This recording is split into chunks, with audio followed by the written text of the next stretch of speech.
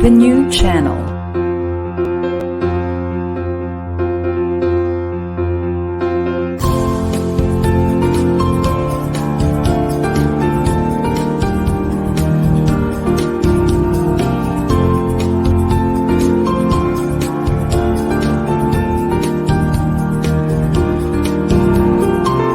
The new channel. Hashtag TNCNow.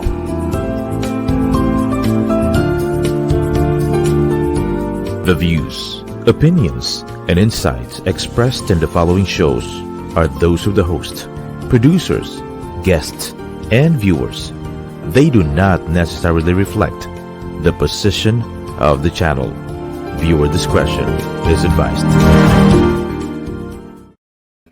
Well, hello and welcome to the new channel, Born Out of Passion. We are a community that helps you be the new you. I'm Michelle Mras, PhD, streaming from the beautiful mountains of Colorado, USA, and you're watching Mental Shift.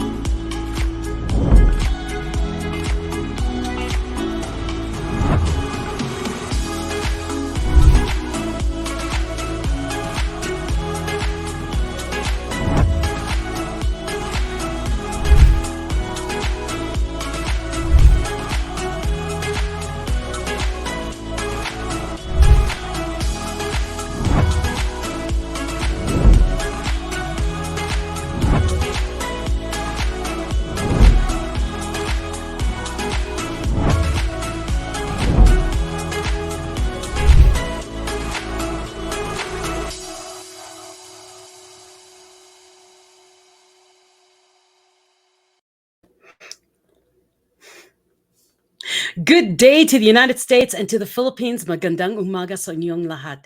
Tonight, my guest is a husband for 27 years. He's got 5 kids, 2 cats, 1 dog, and he saves feral kittens by taming them. He's a 2-time national champion, 36 years owning a martial arts school, and he's got 31 years being a mentor coach for small businesses. He's a podcast celebrity for The Difference and the TMV Club. He's a paid keynote speaker, author of multiple books, he wrote his first one in 1993. With his first one, You Are What You Habit. He's an advocate for Operation Underground Railroad and the Texas-Kite Family Ministries. Please welcome my very vibrant and happy birthday friend, Stephen Beaver. Hey, I'm just going to say that your music freaking rocks. I mean, you're great. Don't get me wrong. But that music I was sitting there going, yeah, I'm loving it. I'm loving it. I had to stop dancing to it because I would come back from commercial and I'd be doing this and they'd catch me. I'm like, welcome back to. Sorry. So, Stephen, I met you in Dallas, Texas at the Craig Duswalt event, Rock Your Life. Rock Your Life. Yeah, absolutely. It was amazing. And he saw me on stage. I was speaking on stage and I got to my table and he came running over to me. He is, I have to know you. And then we took a picture together. Can we show the picture? Because we're both goofy. Absolutely. Doesn't she look marvelous? Simply marvelous. I mean, that's just I love that picture. You got to send me a picture. You got to send me that picture. Okay. Well, I'll share it to you because we had so much fun together and we met each other at I was looking for dinner the night before. And then you said, well, there's something out there. And then I left to go find dinner. And then the next day we came and talked and we're like 2 peas in the pod. You are just a ball of energy. And just like I'm a ball of energy and we love life, love people, and we love to give back. So let's get into the nitty gritty of Mental Shift. Okay. So share with the audience. What do you do? Okay. Then number 2 is what did you do? And what was the mental shift that happened that brought you to worry and do what you do today? That's a great story. First of all, before I even get into that, I just want to say what you do generalizes to everything you do. So, and so you brought up the fact a lot of people don't realize that I do save feral kittens. The animal shelter, my wife has a cat grooming and boarding business. The animal shelter asked her if she could tame these feral kittens, and she goes, "No, but my husband's been training animals and people forever." And she asked me, and I said, "Sure." And so they come in. They're what I call the flying kittens because we put them in a bathroom, and they think I'm a predator, and they get into the tub and they jump as high as they can. They try and fly away, right? And then a couple of weeks later, they're in my lap, purring and thinking that I'm the best thing next to sliced bread. And they got to go because I start getting attached, right?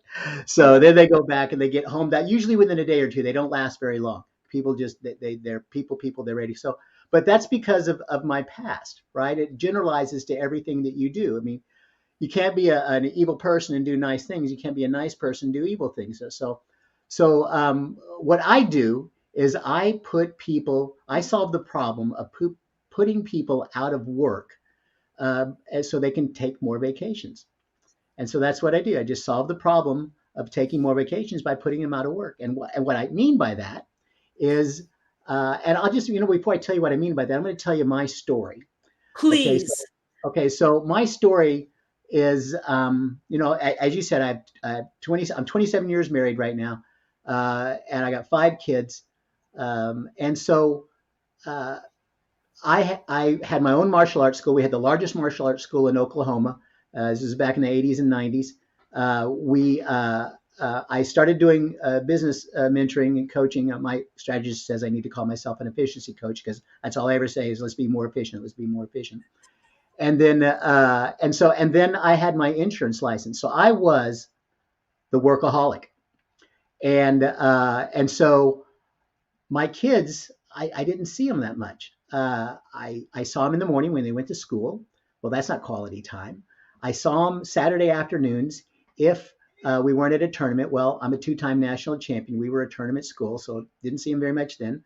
And then I saw them on Sunday afternoons, and I always wondered why my wife has a better relationship than I do with kids. Now, every mom out there knows the truth. You always do, okay?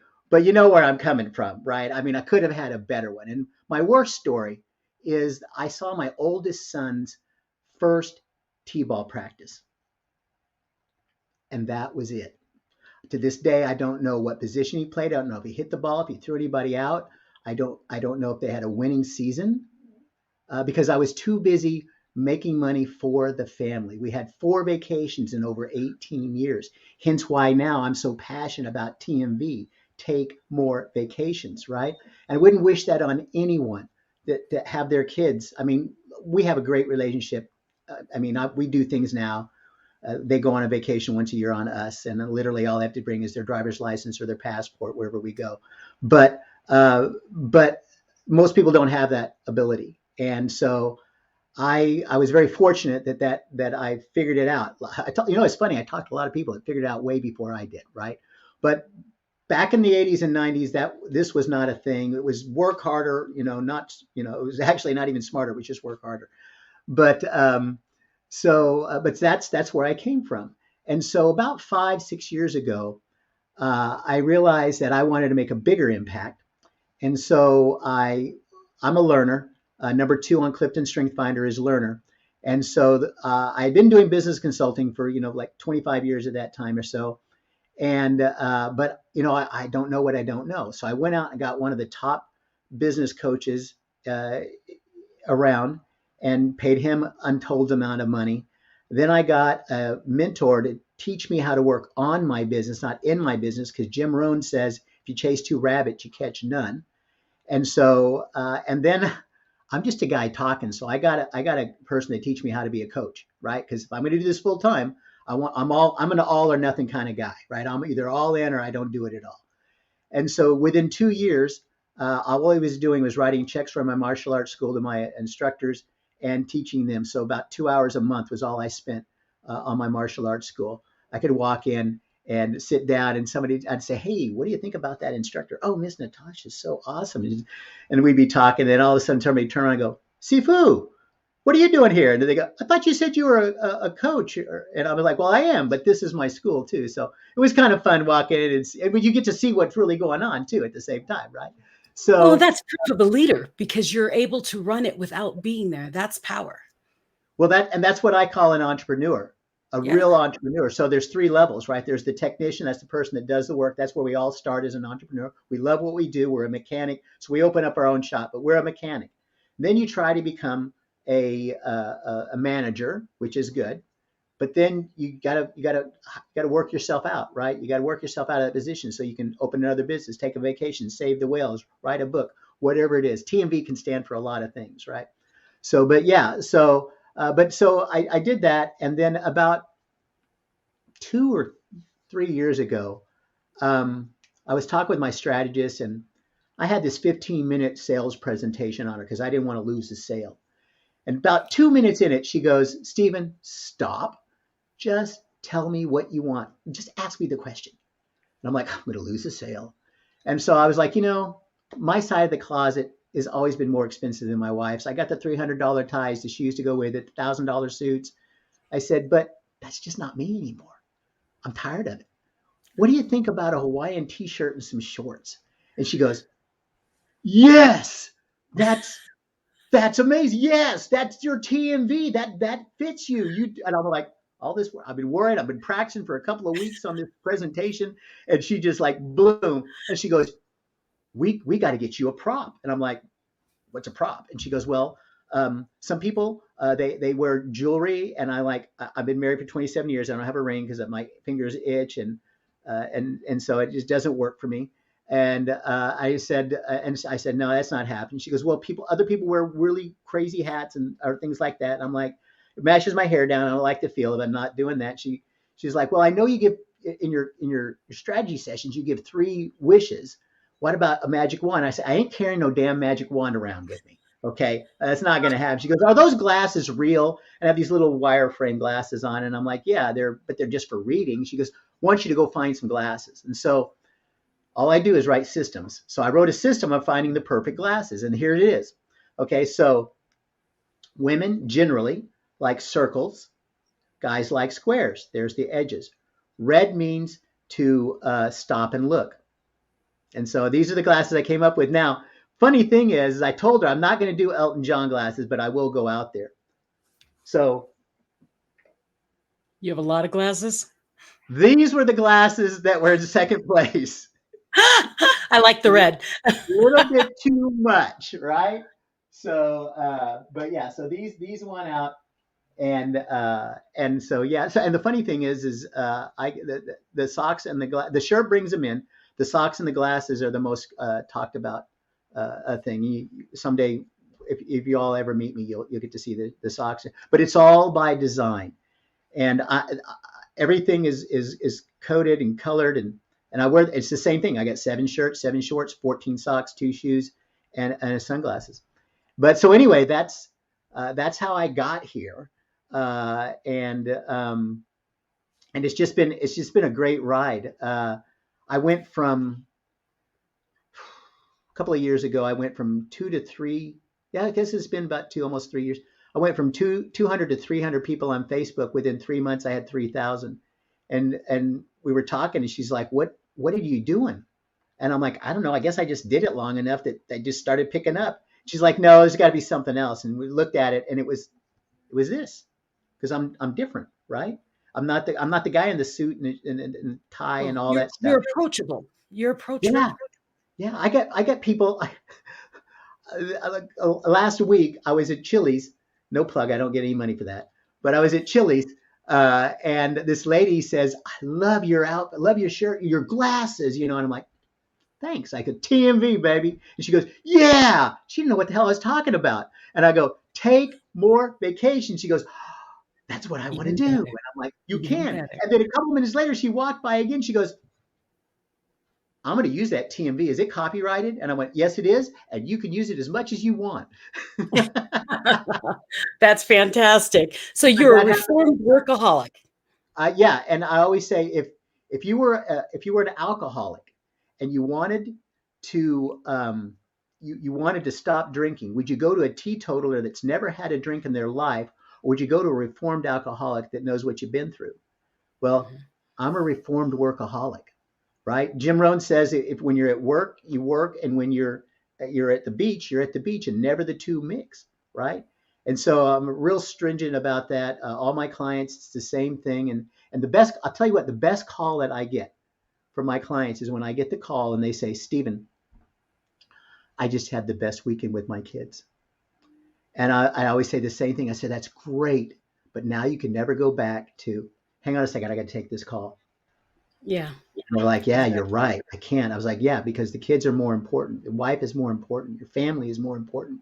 Do you want to have more memories on your deathbed of making money, or making memories with your friends and family, right? And it gets real, right? I mean, I'm pretty serious about it. I mean, if somebody won't commit to that, they're not. I got lots of coach friends that will work you into the ground and give you can make maybe more money than with me, but it's not about that. I mean, it is about the money. Don't get me wrong, but I mean, if you don't get to do the things you want to do with it, what's the point, right? Exactly. The money helps you be more philanthropic and enjoy the vacations, but it's not the purpose. I mean, that's No. why I went into coaching too. So the realization that here I was on this planet for 47 years and I hadn't truly lived.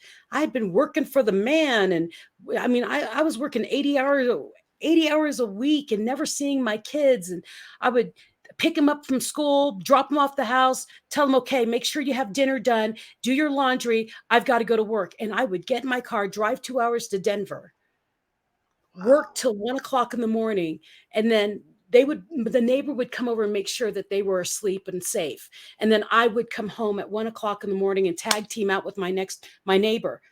And it wasn't until I had the car accident that I realized the only thing I said to my children when they were teenagers, when they were babies, I was always there. But when they became teenagers, I was like, they're on their own. They can do this. They can handle it. And the last things I remember saying to them was, hurry up, you're late for school. We got to go. And then I didn't talk for 2 years, 3 months. And I remember beating myself up in my head that I let my babies go, not knowing that I loved them. And I promised that if I made it out of this, walking this upright coma I was in, I was going to help other people not do that mistake before it was too late. I saw my life flash before my eyes. And then I got a second chance. So I figured my second chance is I need to wake people up too. I need to help them find their mission, their goal, their love, so that they can go enjoy life, because it can be taken from all of us at any moment. And that's where my passion is. And that's why when you see me speaking, I'm so emotional. It's because we all have a passion. And so many people walk around like robots. Everything's fine and we're good, or my life is hell and nothing will ever. No, fix it. If you don't like it, fix it. If you love it, do it more. Whatever it is, life is too short to wait for someday. You and your $800 suits and things like that, you're not going to take them with you. They're going to bury you with an $800 suit. But the memories that you create with your families will live forever.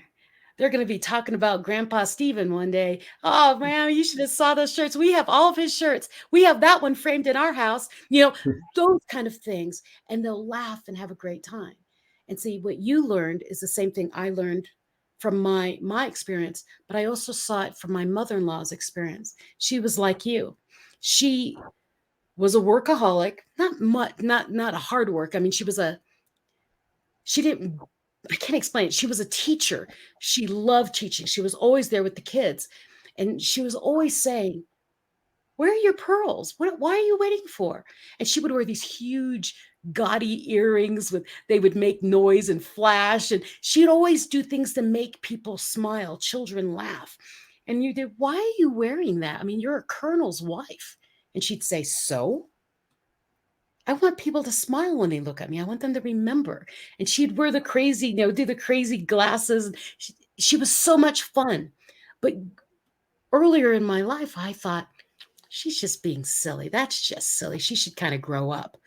till I hit my head with that car. And I went, she was living. The rest of Yeah. us need to live too. Yeah. Oh, I love that. I'm glad that you woke up and that you're able Well, to help other people wake up. it was my kids for me. It was not spending that time was when I finally realized is what woke me up. And really, the wreck that you had that put you in a coma for 2 years and 3 months saved your life. It did. I I mean, always yeah, say when people, oh, I'm so sorry about your traumatic brain injury. Don't be.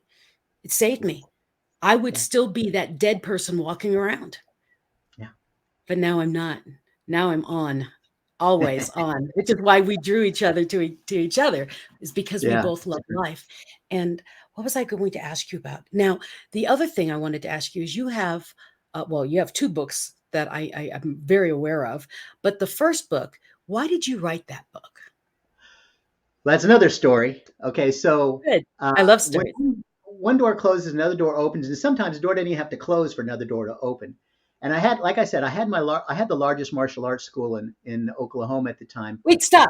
5,000 square feet. And What kind of martial arts? back then, I taught kung fu, Okay. Hungar kung fu to be more specific, and Yang style Tai Chi. Okay. And so I had this company. I've always been a learner, right? And on these cassette track tapes, right, the VHS tapes, right. Every month they'd send me one, and one month they sent me one that did cardio karate, and I watched it and I went, "This is terrible, terrible. Great idea, but these people are terrible. The music's terrible. Their routines are terrible." And so I put one together. Now back then, back in the 70s and 80s, a little bit in the 90s, martial arts was a guy thing. There wasn't a lot of women in it. That's just the way it was. Very militaristic. And if you saw me, you'd laugh because I'm a small guy. But but I was not the typical alpha male. So I always doing different things. So anyway, I put this together and I told the moms. I had about 150 students, which nowadays is nothing, but back then that was like, oh my God. And so, but out of those 150 moms, I had 17 come in and try it. And I said, we're not going to punch each other. We're not going to do any self-defense. We're just going to kick and punch the bags as hard as we can. And so 17 showed. That was a Thursday. Friday, we all walk in like Frankenstein because we can't move, because if I didn't know anything about taking breaks, we just went and full out for an hour. And they go, "This is the greatest thing ever. You got to do it." So I started doing it. The aerobics instructor started calling them, say, "Hey, why'd you quit?" We're doing this aerobic kickboxing. Should have coined the phrase. I didn't realize it was going to be as big as it was. And they go, "What's that? We've never heard of that." And this is way before Billy Blanks and all that. So and so they started coming and they started working out. And one of them took a liking to me, and she says, "Stephen, I really love your classes, but could I give you some advice?" And I'm like, "Sure, of course." And she goes, "Your classes are great. Never had seen anything like it before, but they're very unsafe." And I went, "Whoa." Safety for my kids is number one priority. For my adults in my martial arts classes, number one priority. So for the aerobic kickboxing, it should be no different. Please tell. And so they were telling me all the things that I needed to switch and do. And so we did. And so then that person was a YMCA instructor. And the YMCA started saying, "Hey, we want to do this too. And so would you come and train our people?" So I did. And so then that person that told me, she says, "You need to have a certification program. There's nothing in the United States. There's nobody doing it. APA, ACE, the big ones back then, nobody had a certification program." And I'm like, "I'm just a guy that punches and kicks." I said, but she knew. So we put a program together. We started touring. We were on the main circuit for aerobics instructors. Pepper Vaughn, most people don't know who he is. He was big back then. But anyway, and so that's how that came about. And I'm sorry, I What's the couldn't hear name of you. your book? What's the name of your book? Oh, you are what you have it. We've got the image. I think we have the image for it, don't we? This is no, Oh, this is no, this. we don't have the image for that one. That's your first book. It was for my, and so all I did, I never sold this.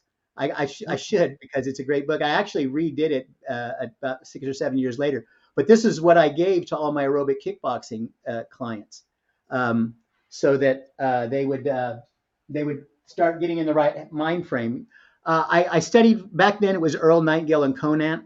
I had the number one rep for Pfizer as my mentor, and he got me in to start doing self-development. And so I just started, and it just was just natural for me. Way before Carol Dweck and all of that stuff, barely after neuro-linguistic programming, I was already doing that stuff. And so I just have always just kept going on and on and on. But so yeah, that was the one. The last one that I wrote was Gaming to Win. Yes, that's what I'm And getting at.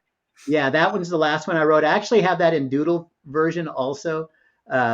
So I have three versions. I have the book, I have the video of me just reading the book and commenting, saying my crazy stuff that I say when I remember something. And then we have a Doodle version of it. It's kind of fun for people that just, my wife watched, she wouldn't watch me on the video. She wouldn't read the book, but she loved the Doodle version. So No, do we have an image of that book? What's the name of it again? Gaming to Win. I don't think so. And I Don't think we have have, the cover. That's okay. yeah, Well, yeah, no. we do have another cover though. Yeah, And we we can have, maybe talk about that one. yeah, What's that the one. other? Well, there's another one. It's Build Your Own Banks. We That's have that. about, yeah, that one. I wrote that one about a year ago. It's about how to, it's about wealth accumulation and We can take more how, vacations. and so you can take more vacations. And so the big thing on that book is we show you how you can see right now. You think you can either save your money or invest your money. It's an either or thing, right? You can put it in the stock market or you can put it in the bank and save it. We show you legally how you can save your money and invest your money at the same time. We break Einstein's rule of relativity and show you how you can do both at the same time. So That's you the get, book I was thinking of. yeah, Build that's Your the Own one right Banks. there. That's a fun book. It actually goes through some of my stories and stuff too. I'm a storyteller. That's how I write now. So you can get the free PDF version of that book by going to buildyourownbanks.net. .net, Okay. yeah. And we And have it up on just the put in screen for there, all of yeah, you. just Cool. put in there, want the free book, and I'll send you a copy. It's fun. It's about a 20-minute read. It's not long, and you'll be like, holy cow, that's crazy. But they've been doing it for over 200 years, and here companies have been, millionaires do it. It's one of their ways of accumulating wealth besides networking. Millionaires Okay. know millionaires, billionaires know billionaires. And Well, so, I what's mean, you nice are, about that book in the free PDF is no matter where in the world you are, you can get a PDF. So go to buildyourownbanks.net and ask for the free PDF. yep. Yeah. You have another So, one coming out too. I have one. It's a really small book. It's called Enjoy Spending Your Money. It's about a 5-minute read, and it's about debt elimination. And so we can We all get, like that. yeah. Well, think about this. If just for your audience, if I knew you in 2018 and I got you, let's say everything but your mortgage out, done within 2 years. So by the time COVID hit, how would that have affected your family and your life, right? So usually within 4 years, 2 to 4 years, we can have everything but the mortgage gone. The mortgage, depending on if you're one of my clients, it's 4 years. Your business debt, mortgage, credit cards, cars, everything is gone. And you start using your own money to start. Anyway, we won't go into all that, but That's that's, cool. yeah, it's super cool. And here's the thing. I'll just give you a little bit of facts. By 65, 24, I'm just going to say 25 to round it up, 25% of the population is either dead or dead broke. They don't have $2,000 to their name. They have, if you look at the stats, they say you have around $230,000 in assets. That's nice. That's not, you can't retire on that. But even if you could, that's not the real number. Take out the wealthiest people, the 1% that own 90% of the money. You take them out, the average person has less than $60,000 in assets. And that's the That's, United States. and they have usually a mortgage, a double mortgage. So they die with debt. So if you can't retire, that's why nobody retires at 65, at 70, 75, and then they live off of the government or their kids. And that's not cool. And that's not the American dream, right? So building wealth is great, but Warren Buffett was talking with a lady once, and she said, I've got this 18% credit card that's got about 20 grand on it, but I can use that 20 grand and do this real estate thing, and I'll make 6 or 7% a year on it. What should I do? And Warren goes, I can't make 18% on anything. So get rid of the debt and then invest. So that we were taught the wrong way. We're taught to, as soon as we got money, put it in the stock market. No, as soon as you got money, pay off your debt, right? Then you'll have more money to put wherever you want, right? Whatever you want to do. And really, and my challenge to you is this.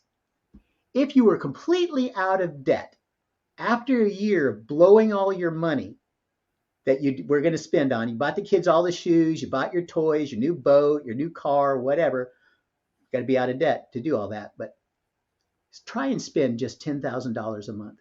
Try. It's hard. And I didn't say invest. I didn't say, no, I said, try and spend $10,000. Well, I just go on vacations. You know what? 2 or 3 months of that. I can't look, a week is about the max for me, 7 days. But I do a minimum, myself and my clients, we do a minimum of 6 vacations a year. So, and I don't say that to brag. I say that because that's why I'm so productive. Because I agree. I recharge, right? I recharge on vacation. I don't take my books. I don't take my work. I'm there with the kids or my wife, right? We're having a good time. I'm recharging. Matter of fact, the hardest thing for an Olympic coach is not to get them to train, it's to get them to rest. It's not the person that trained the most that wins the race. It's the person that has the most in the tank when the gun goes off, right? And so it's the same thing. You're talking to a woman who works 2 days a week, except when I'm traveling to speak on the weekends. You're my hero. Because I am more efficient with those 2 days than I used to when I spread it across the whole week.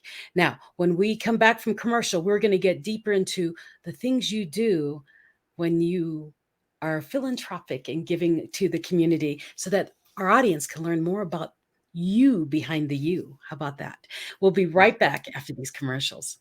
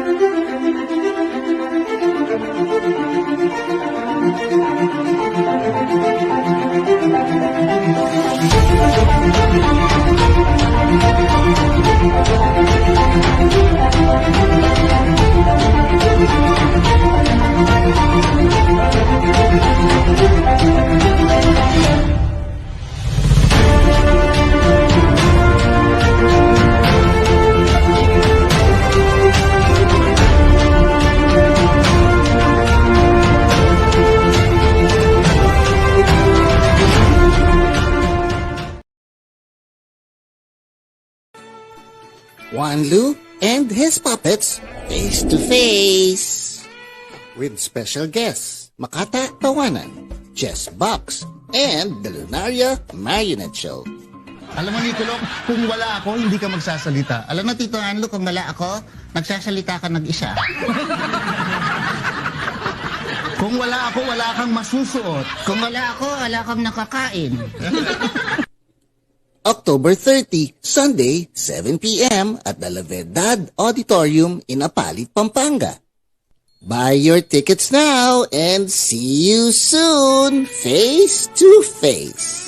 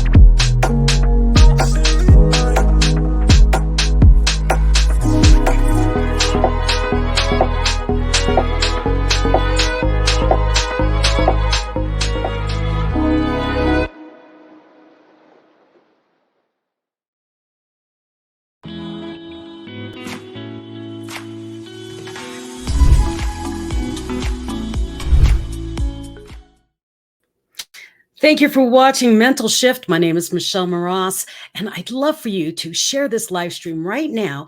And in the comments, let us know where you're watching from and say hello. Now, do you know that TNC is a live stream platform of online shows for people on the go? Please watch all of our shows as you see on the screen.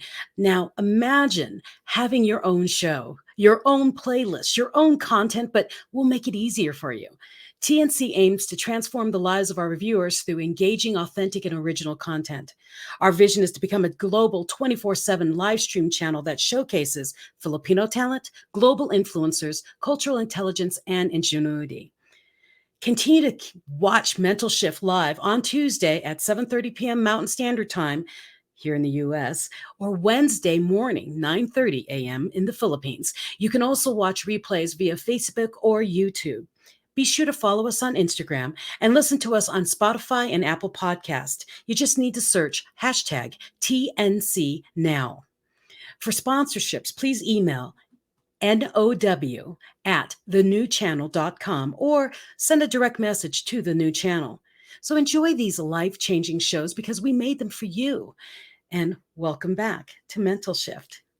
And my guest tonight is Stephen Beaver, who is about to come right back on. Where are you, Mr. Husband for 27 years, 5 kids, 2 cats, 1 dog, and a whole bunch of feral ones that come in and out? I'm right here for you. So tell me more about, you have 2 podcasts, The Difference and the TMV Club. Yeah, Where can I find you? 3 really, but I'm gonna start. I'm actually 4, but I'm consolidating. Okay, so You yeah, sound so like the me. difference. I'm only a co-host on the difference. Okay, so and then I do a morning show that usually airs. We're getting ready to do a whole bunch of new shoots. I'm just playing replays right now, but which is 2 years. So I mean, you probably haven't seen any of them anyway. So yeah, go watch those. But that's the beginning of the TMV Club, and then I do. Well, actually, the one that we did, the one that's the Make It Rain Money, the Take More Vacations, Make It Rain Money podcast. I'm changing that to the TMV Club, and so we're gonna be doing that, and then and so anyway, and I so was then a guest on that one, the Make It Rain one. yeah, and then I'm doing one with Jeff Creeley, Real News, and I'm going to do 4 a month on that, and that's going to be huge. That's going out all over. I mean, Cool. television station, everything. So yeah, so it's going to be basically 2 TMVs. One is a short 2 to 3 minute. The other one's going to be about 30 minutes long, and then interview like what you're doing with me. I do with other people also. So. And then the difference is is what I was working with another people. They're really great. They make a difference, right? So Good. So yeah, I'm a little bit busy. Yeah, So you sound like me. We're 2 peas in a pod. here's the thing. I work 5 days a week, but I get up at 4:45 in the morning. I'm not bragging. I'm just because look, I used to get up at 8 o'clock in the morning. That's a lie. I used to wake up at 8 o'clock in the morning because I have my own business and and at 9 o'clock I'd roll out of bed. But then I got serious but don't do like me. Don't say, hey, I'll get up at 4:45 too. No, 15-minute, 30 minutes at the most intervals for a week or 2, and just push yourself back. I had one of my mentors said, hey, if we got up at 3:30, we could really get some stuff done. And I'm like, this is my limit, right? I wake up at 5 in the morning so I can meditate, pray, do what I envision what I'm going to do for the rest of the day and the week, whatever. And then I go to the gym from 5:30 to 7. Yeah. So I'm a little bit like you, but I do what we call GETS sessions, get in the zone sessions. And so it's usually an hour and a half of working on only one thing. And so if I do that just one a day of that, I mean, if you could do 2, it's even better. And 3, of course, is crazy, but you'd be surprised at how much if you're just working on one thing for an hour and a half, takes about, depending on the research, takes anywhere from 15 to 25 minutes to get in the zone. But once you are, everything's flowing. And so by 8 o'clock, I'm on the cross trainer and I'm just kind of in my head, rewriting speeches, writing books. I do a lot while I'm moving. moving. I'm very kinetic, so it helps me think to move. And that gets me tapped out in jiu-jitsu when I'm thinking about something else. So I can't do that. But during water aerobics, see, I'm versatile. During my wife and I do water aerobics, and then I do kind of, I have fun and we're jamming. But yeah, so by 8 o'clock, 9 o'clock in the morning, I'm done with my work. And then it's just interviewing or doing face-to-faces or whatever. And usually by around 2 or 3 o'clock, I'm completely done.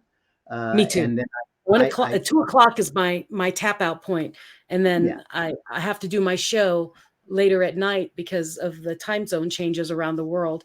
But other than that, it's only on Tuesday nights for me. But Yeah. I'm a morning person. Yeah. Late Same here. late night, early morning. Now I have to Mm, ask you more.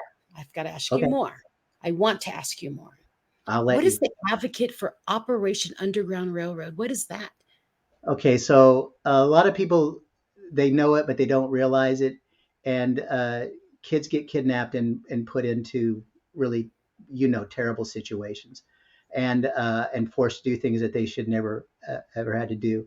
And so these people actually go to other countries and save them. They go in. I mean, they're undercover. They're not by the government. They're just but they go undercover and they make a deal that, hey, I like young girls, and they'll find out where they are and they'll go in and they'll get them and they'll get them out.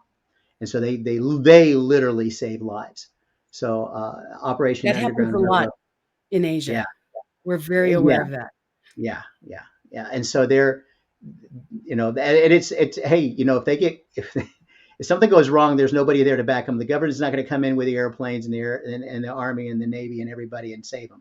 It's real, right? Mhm. So that's one of the on my podcast. They're on all my podcasts at the very end. I think everybody should have a charity that they promote. And whatever it is, doesn't have to be that. It can be Save the Whales or whatever. But that's what they do. So really intense people. Oh yeah, we know. I mean, in the Philippines growing up, they used to put warnings out because people were being snatched off the streets. I mean, they're pretty bold. When I was out there in the 70s and 80s, they were very bold on how they just grab people right in daylight. No Yeah. covertness of stealing. They would just grab you from driving on a motorcycle and just grab you and keep going. And I'm sure it's still happening, but I haven't been there in a very long time. Now, my other question then is, what's the Texakite Family Ministries? What's Texakite? That one is a little bit more emotional for me. Um, uh, Actually, the lady that got me into coaching, mentoring, we've been best friends for over 30 years. Wow. And they had a miracle baby. They actually adopted a girl. She was Indian, and which doesn't happen for a variety of reasons. It's very, very difficult. But Yeah. they got her. She it wasn't a matter of if, it was a matter of when she won the gold medal in swimming. She did the fly, which is one of the longest and hardest out there. She was 14 years old and was competing against 17-year-olds, and was probably was like ranked at 14 in the top 20 in the nation. Wow. And so she had everything going, but she was, everybody forgets that they're teenagers, right? And she got emotional and she made a rash decision. It wasn't a well thought out. It was just like, oh, this is all going to be grounded and love, and she killed herself. And so her mom has the Texakite Family Ministry, and they actually I just got a text from her today. Um, they were doing. They just started this. Literally just started this. I mean, she's been gone for less than 6 months. Wow. And let me just find it real quick, and I'll just read it to you. Where is she, Robin? Where are you at? Oh, she's up here. I received some amazing news. My goal for Thanksgiving Adopt a Family dinner was 150 families. Some businesses have approached Jerry and I, stating that considering who he was in the community, her legacy and everything, they want to match all the donations. So that will provide 500 500 meals to families. That's approximately 3,000 to 4,000 adults and children that'll have a meal for Thanksgiving, all because of Texa. She was the kind of girl that if you beat her, she was all in your face, giving you a hug and a high five. She was the glue that was holding. I mean, there were 250, 300 kids and families there for her memorial. She was just an amazing person. And one of the stories her coach was talking about, they get up at like 3:30 in the morning and get in the water and swim. And I mean, this is just a life of I live in Colorado Springs. We're in Olympic City, USA. Okay, so I'm preaching to the choir. So he was like, one day he was like, so what do you want to work on? She goes, I want to work on the backstroke because she's not that good at it. And he goes, okay, so what's the count? And that doesn't mean anything for anybody. He says, so the count's going to be 35. And that means 35 strokes for the thing. And so she did 35 and he was able to keep up with her. And she goes, well, next, what's the new, what about this time? The count's going to be 32. And she did 32 and he had trouble keeping up with her, but he wasn't going to lose. He's like a foot taller, right? And he's like 10 years old. He's not going to lose to this 14-year-old, right? So she was just an amazing, amazing person. And it was just cut way too short. So I've been helping Robin, put together a system for how to do, the nonprofit organization. And we've been working on that, and that's been a project. So the Texas Family Ministry, that's, and she was just, it was funny. I told her, when I was talking to her, I said, teenagers have problems with moms and, and parents, and she's like, and her mom was like, trying to say, hey, if you do this, you'll be faster. And I said, hey, Michael Phelps didn't win all of his races by a landslide. Some of them were milliseconds. And she says, yeah, so, and I said, you don't realize this, but your mom was the #1 female fitness trainer in Oklahoma. She had her own radio show. You don't get that, and they paid her. They paid her to do it, right? You don't get that, right? If you're just a common person. And I said, and if your mom could shave off just a millisecond here and a quarter second there, and she's like, oh, so anyway, but kids are kids. But so that anyway, that's who they were. Well, thank you so much for sharing. I'm sorry I opened such a fresh wound, but I wanted to know what those were so that we can bring awareness to what you do and the kind of heart you have. And that was part of the reason I asked you on the show, is because of the human you are. You're a very loving, open, just beautiful person. Just you glow in a room, and it's not because of the yellow shirt. Your personality glows. And I want to share you with my audience so that they could see more people that are in my world, because I have so many people on my shows, and we've been going for a couple of years now, and I never got deep into where I met them, those kind of things. So I've been putting up pictures of where I meet people, so there's a connection between me and you, more than you just I met you online and come on my show. No, we've met, and that's special. And so that's why I wanted to make sure the world knew that I've met Stephen Beaver, and he's just a wonderful guy. And you will never forget that yellow Hawaiian shirt with that lei and those red glasses, because that's his trademark. But you need to take more vacations. Definitely go to his website, get to that free PDF, learn. Oh, I forgot the website name. What is that? Yeah, that's the one where they build your own banks.net. Thank you for putting that out there for me. And then that way you can build your own bank no matter where you are in the world, no matter what currency you're working in. Money is money, and your mindset around money and how to earn it are different and not different. Remember, money helps. Helps you be philanthropic. It helps you take vacations. It helps you do the things you want to do. But if it's at the sake of the people that are around you who love you or your health, you need to rearrange that. You can still make the money. Look at this man. He's completely shifted his whole life, still makes the money, but has time for his family. So, Stephen, now that I've kind of summarized you a little bit, do you have any words of wisdom you'd like to share with the audience tonight as we wrap up for the evening? Two things. What I always have at the end of my emails is money is for building your dreams, passion, and purpose. But somebody a little bit more famous than me once said, money is not important, but it ranks right up there with oxygen. That was Zig Ziglar. Yep, And kind of need it. then he said, money goes, and this is back in the 70s and 80s. Money goes with everything my wife wears. Green goes with everything she wears, because back then it was cash, baby. And so, but if people, and here's the last thing I'll say: money does define you. You're a good person and you're rich, you give more to charities than the poor people do, right? If you're a bad person, you don't. But guess what? The richer you are means the more you've networked, the more you've had to work with people, usually, not always, but way high percentage, you're a decent human being that just loves to help people.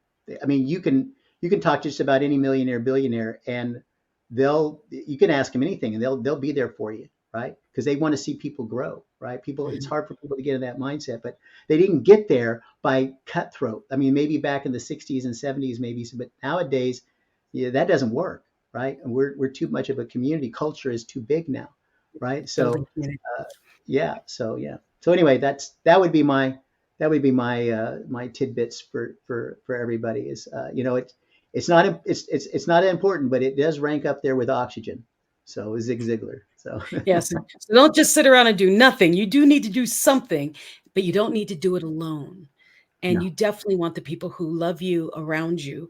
And in most cases, you don't run yourself so ragged that you run into an early grave, like I almost did to myself. So Yeah. go be the best version of you. Be unapologetically yourself. This man is so unapologetically himself. I just love him. And go find Stephen Beaver, find him, look him up, follow his podcast, and learn a little bit more about living for real and taking more vacations. So until next time on Mental Shift, please share this recording or this live stream, whichever one you're watching. And please, Oh! what? Happy What? birthday! Happy Oh, birthday to you! thank you. Birthday Yeah, doubles. mine is when we did it, but yours is someday. I Yep. can't mention the day, but if everybody's watching this, they can wish her a happy birthday too. Okay. Thank you. Well, have a wonderful week, everyone. And until next time, we'll see you on Mental Shift. Same bat channel, same bat time. Until then, be well and take care. Ta-ta.